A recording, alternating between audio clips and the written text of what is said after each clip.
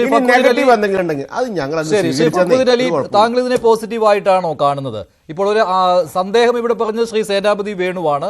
അതൊരു പാളിപ്പോകുന്ന ഒരു തീരുമാനമായിരിക്കുമെന്ന് നമുക്കിപ്പോൾ അതിനെക്കുറിച്ചൊന്നും പ്രവചിക്കുകയോ വയ്യ. പക്ഷേ എങ്കിലും ഓരോരുത്തർക്കും അവരുടേതായ വിലയിരുത്തൽ ഉണ്ടാകുമല്ലോ. താങ്കൾ എങ്ങനെയാണ് കാണുന്നത്?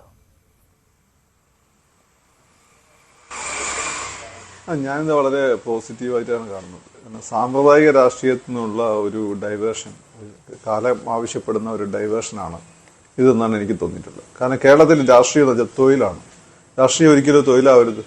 കേരളം പോലെ വളരെ ഡെവലപ്ഡ് ആയിട്ടുള്ള സൊസൈറ്റിയിൽ രാഷ്ട്രീയം എപ്പോഴും ഒരാളുടെ ഒരു മതം പോലെ ഒരു പേഴ്സണൽ അഫെയർ ആയിട്ട് അയാളുടെ ജോലിയുടെ കൂടെ ഒരു സെക്കൻഡ് ചാനലായി പോകേണ്ട ഒരു കാര്യമാണ്. നിങ്ങൾ മോസ്റ്റ് ഡെവലപ്ഡ് ആയിട്ടുള്ള നാഷൻസ് നോക്കൂ. നിങ്ങൾ പറയുന്നത് കേരളം എന്ന് വെച്ചാൽ സ്കാൻഡിനേവിയൻ രാജ്യം പോലെ സോഷ്യൽ രാജ്യങ്ങൾ പോലെ സോഷ്യൽ ഇൻഡൈസസ് വളരെ മുന്നിലാണ്. അതിന് മാത്രം നിങ്ങൾ മുന്നിലായാൽ പോരല്ലോ, രാഷ്ട്രീയത്തിലും കൂടി വരണ്ടേ. രാഷ്ട്രീയത്തിൽ എന്താ സംഭവം? ഇവിടെ രാഷ്ട്രീയം തൊഴില കുട്ടിക്കാലം തൊട്ട് ഏതെങ്കിലും ഒരു വിദ്യാർത്ഥി പ്രസ്ഥാനത്ത് പ്രവർത്തിച്ചിട്ട് അങ്ങനെ വന്ന് കൊടി പിടിച്ച് വരണം. ഇവിടെ ആണെങ്കിൽ ബുദ്ധന് ബോധോദയം പോലും ഉണ്ടാകാൻ പറ്റില്ലായിരുന്നു. കാരണം ബുദ്ധൻ ബോധോദയം ഉണ്ടായ ഒരു പ്രത്യേക ഏജിലാണ്. മുഹമ്മദ് നബിക്ക് മാലാഖ പ്രത്യക്ഷപ്പെടുന്നത് പ്രത്യേക ഏജിലാണ്. ജീസസിന്റെ ഒരു കാലഘട്ടത്തെ പറ്റി നമുക്കൊന്നും അറിയില്ല. ഇവിടെ ആണെങ്കിൽ ഇവരൊന്നും ഉണ്ടാവില്ല. ഇവർ കുട്ടിക്കാലത്തെ പ്രബോധനം നടത്തി വരേണ്ടി വരുമായിരുന്നു. അതാണ് ഇവിടുത്തെ ഒരു അവസ്ഥ. അത് മാറേണ്ട സമയമായി. ഇപ്പം ഒബാമ നല്ലൊരു അഡ്വക്കേറ്റാണ്, അങ്ങനെ ട്രംപ് നല്ലൊരു ബിസിനസ്സുകാരനാണ്. അതുപോലെ നിങ്ങൾ മാക്രോൺ എല്ലാവരും നിങ്ങൾ എടുത്തു നോക്കൂ. ഇവരെല്ലാം തന്നെ അവരുടെ മേഖലയിൽ വ്യക്തിമുദ്ര പതിപ്പിച്ചിട്ട് അല്ലെ രാഷ്ട്രീയം കൊണ്ട് ഭക്ഷിക്കുന്ന ആളുകളല്ല. ആ ഒരു കാലഘട്ടത്തിൽ അങ്ങനെ വേണ്ടിയിരുന്നു. ലോകത്തൊരു സോവിയറ്റ് കൈൻഡ് ഓഫ് റെവല്യൂഷൻസ് ഒക്കെ ഉണ്ടാവുമെന്ന് പ്രതീക്ഷിച്ച ഒരു കാലഘട്ടത്തിൽ ഫുൾ ടൈം രാഷ്ട്രീയക്കാർ ആവശ്യമുണ്ടായിരുന്നു. ഇപ്പം അതല്ല. ഇപ്പം മതം പോലെയാണ് രാഷ്ട്രീയം. അത് 24 മണിക്കൂർ മതം പറഞ്ഞുകൊണ്ട് നടക്കുക. 24 മണിക്കൂർ ആരും മതം പറയുന്നുണ്ട്. അവർക്കൊരു പ്രത്യേക എന്തെങ്കിലും മാനസികമായിട്ടുള്ള ഒരു മതമൗലികവാദം പോലുള്ള അസ്ഥിതമുള്ള ആളുകളാണ് എന്നാണ് നമ്മളെ പറയാം. ഇത് രാഷ്ട്രീയത്തിനും വളരെ ഇമ്പോർട്ടൻ്റ് ആണ്. അപ്പോൾ ഇത് ഏത് രാഷ്ട്രീയ പാർട്ടി കൊണ്ടുവരും എന്നുള്ളതായിരുന്നു. അവിടെയാണ് BJP അതിശക്തമായ തീരുമാനം എടുക്കുന്നത്.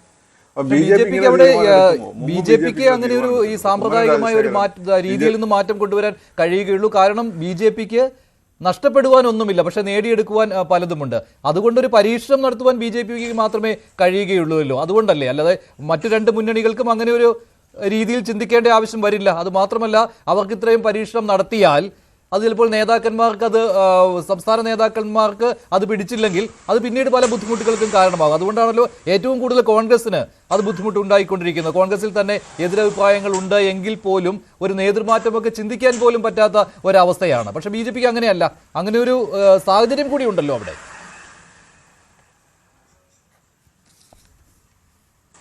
ഒന്നാമതായിട്ട് കേരളത്തിൽ BJP നഷ്ടപ്പെടാനൊന്നും ഇല്ലെന്ന് പറഞ്ഞ് തെറ്റാണ്. BJP ഇപ്പോൾ ഓൾറെഡി ഇവിടെ 20% വോട്ടുണ്ട്. ഇവിടെ ശരിക്കും ഒരു എഫക്റ്റീവ് പ്രതിപക്ഷമായിട്ട് നിൽക്കാൻ ശേഷിയുള്ളത്. കാരണം ഓരോരോ ഗ്രാമാന്തരങ്ങൾ CPM ഇപ്പോൾ തന്നെ കേരളമാക്കും. കേരള രാഷ്ട്രീയത്തിൽ നിങ്ങൾ പറയുമ്പോൾ അടി ഒരു വലിയ ഫാക്ടർ, പേടി വലിയ ഫാക്ടറാണ്. ഈ അടിച്ചാൽ തിരിച്ചെല്ലാം ശേഷിയുള്ള ഒരേ സാധനം ഈ പറയുന്ന BJPക്കാരാണ്. കേരളത്തിലെ എഫക്റ്റീവ്ലി രണ്ടാമത്തെ ഏറ്റവും വലിയ കക്ഷി BJP ആണ്. മൂന്നാമത്തെ ലീഗാണ്, നാലാമത്തെ കോൺഗ്രസ് ഉള്ളൂ. കോൺഗ്രസ് ഈ മുന്നണി സംവിധാനം ഉള്ളതുകൊണ്ടാണ് ഇങ്ങനെ ശക്തമായി നമുക്ക് ഫീൽ ചെയ്യുന്നത്. അതല്ലെങ്കിൽ ലീഗിന്റെ പിന്നിൽ നിൽക്കേണ്ടതാണ് ഇപ്പോഴത്തെ കോൺഗ്രസിന്റെ അവസ്ഥ.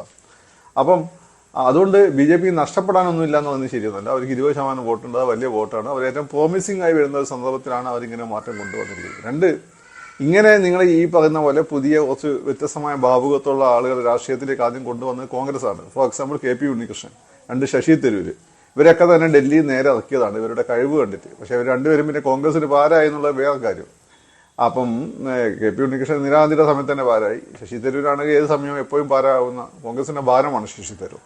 അപ്പം അത് അവർ ചെയ്തിട്ടുണ്ട്. CPM ചെയ്തിട്ടുണ്ടല്ലോ. പല ആളുകളെ ഒരു ഡോക്ടറെ പിടിച്ച് സ്ഥാനാർത്ഥിയാക്കുന്നു. അങ്ങനെ ആരൊക്കെ പിടിച്ച് മനോജ് എന്ന് പറഞ്ഞിട്ടുള്ള വേറെ ഡോക്ടറെ പിടിച്ച് സ്ഥാനാർത്ഥി ജയിപ്പിച്ച് സ്ഥാനാർത്ഥിയാക്കുന്നു.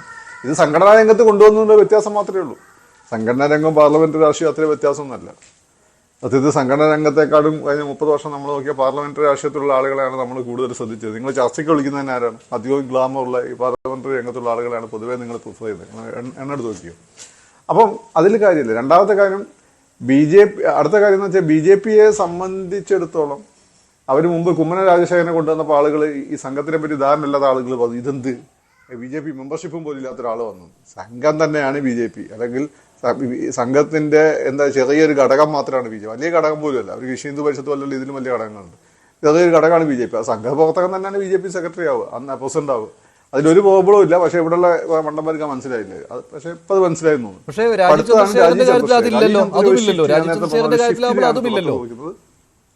സംഘ് ബാക്ക്ഗ്രൗണ്ടും ഇല്ല. അല്ല, ദാറ്റ്സ് വാട്ട് ഐ സീയിങ്. ഇപ്പൊ അവർ പുതിയൊരു ദാറ്റ്സ് വാട്ട് ഐ സീ. ഇപ്പൊ അവർ പുതിയൊരു ഷിഫ്റ്റിന് വേണ്ടി ശ്രമിക്കുകയാണ്. എന്ന് വെച്ചാൽ സംഘത്തിന്റെ ബാക്ക്ഗ്രൗണ്ട് തന്നെ വേണം എന്നില്ല. രാജീവ് ചന്ദ്രശേഖരൻ വളരെ സക്സസ്ഫുൾ ആയിട്ട് ബിസിനസ് തന്നെയാണ്. തിരുവനന്തപുരത്ത് കഴിഞ്ഞ അവരുടെ സംഘടന പിന്നെ എന്താ ദൗർബല്യം കൊണ്ട് തന്നെ ചെറിയ തോൽവി പറ്റിയെന്നല്ലാതെ രാജീവിന്റെ ജീവിതത്തിൽ ഇതുവരെ തോൽവി രാജീവ് അറിഞ്ഞിട്ടില്ല. വളരെ സക്സസ്ഫുൾ ബിസിനസ് തന്നെയാണ്.